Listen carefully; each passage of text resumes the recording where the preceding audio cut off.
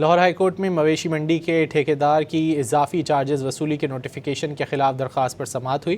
عدالت نے درخواست سیکریٹری لائف اسٹاک کو بھجوا دی ہے۔ سیکریٹری لائف اسٹاک کو قانون کے مطابق فیصلہ کرنے کا حکم دے دیا۔ مزید جانتے ہیں ڈان نیوز کے نمائندے رانا بلال سے۔ رانا بلال بتائیے۔ ہائی کورٹ میں مویشی منڈی کے ٹھیکیدار کی اضافی چارجز وصولی کے نوٹیفیکیشن کے خلاف درخواست پر سماعت ہوئی ہے اور عدالت نے درخواست سیکریٹری لائف اسٹاک کو بھجواتے ہوئے قانون کے مطابق درخواست پر فیصلہ کرنے کے احکامات جاری کر دیے ہیں۔ عدالت نے یہ ریمارکس دیے ہیں کہ 4 سال میں اتنے قوانین تبدیل ہو گئے ہیں کہ قوانین کتابوں میں دفن ہو گئے ہیں۔ جیسے جواد حسن جو کہ اس کیس کی سماعت کر رہے تھے، ان کی جانب سے یہ ریمارکس بھی دیے گئے کہ حکومت اچھے کام کر رہی ہے، عدالتیں قوانین سے متعلق حکومت کو گائیڈ لائنز دیتی رہتی ہیں۔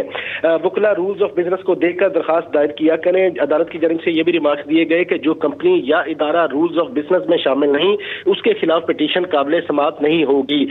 جیسے جواد حسن نے محمد اسماعیل کی اس درخواست پر سماعت کی، جس میں یہ موقف اختیار کیا گیا تھا کہ درخواست گزار جھنگ مویشی منڈی میں بطور ٹھیکیدار جو ہے وہ اسے چلا رہا ہے، جبکہ پنجاب کیٹل مارکیٹ کمپنی نے سروسز پر سیلز ٹیکس دینے کا نوٹیفیکیشن جاری کر دیا ہے، اور یہ قانون اور معاہدے کے برعکس نوٹیفیکیشن جاری کیا گیا ہے۔ لہذا عدالت کمپنی کے جاری کردہ نوٹیفیکیشن کو کالعدم قرار دے۔ عدالت کی جانب سے فریقین وکلا کے ابتدائی دلائل سنے گئے اور عدالت نے اس درخواست کو محکمہ لائف اسٹاک کو بھجوا دیا ہے تاکہ محکمہ قانون کے مطابق اس درخواست پر دونوں فریقین کو سن کر فیصلہ کرے۔ جی بہت شکریہ رانا بلال ان تفصیلات کے لیے۔